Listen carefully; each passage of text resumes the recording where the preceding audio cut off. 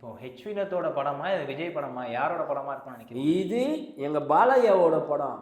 ஜெய் பாலையா ஜெய் பாலையா அந்த மாதிரி பாலையாவோட படத்தை தான் இவர் பண்ணியிருக்கிறாரு.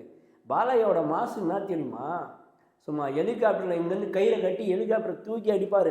நீங்கள் அழுக்குன்னு அங்கே பார்க்கறதுக்கு முன்னாடியே இங்கே இதெல்லாம் இவர் பண்ணிட்டார். 2 ட்ரெயினை 2 கையில் நிறுத்தி அந்த 2 ட்ரெயினும் பேக்கில் போய் வைப்பார். அவ்வளோ பெரிய மாசு. ரஜினி சாரே சொல்வார், இவங்கிட்டலாம் ஐயோ மோசமானவன் பார்த்தாள் அப்படின்வாரு. மார்வல்ஸே இப்போ நம்ம பாலையாட்ட இருந்து தான் காப்பி அடிச்சிருக்காங்க. ஆமாம், மார்வெல்லாக இருக்கட்டும், இந்த ஹரி பாட்டரில் வர வேலையாக இருக்கட்டும், நிறைய சீன்ஸ்லாம் வந்து ஹாலிவுட்டோட பிரம்மாண்டமான சீன்ஸ்லாம் மாயாஜால இது பிளாக் மேஜிக் இது எல்லாமே பாலையா கிட்டேருந்து கற்றுக்கணும் போனது தான். இப்போ பகவத் கேசரி மாதிரி தான் அப்படியே காப்பி பேஸ்ட்டாக இருக்குமா, இல்லை ஃபுல்லாக கொஞ்சம் அரசியல் ரிலேட்டடாக அப்படியே எல்லாம்? இல்லை இவர் திமுகவை கலாய்க்கணும், அது ஒரு லாஸ்ட்டு படம் வரணும். ஸ்டேஜ்லேயும் அதே தான் பேசுவார், புரியுதுங்களா? படத்துலேயும் அதான் பேசுவார்.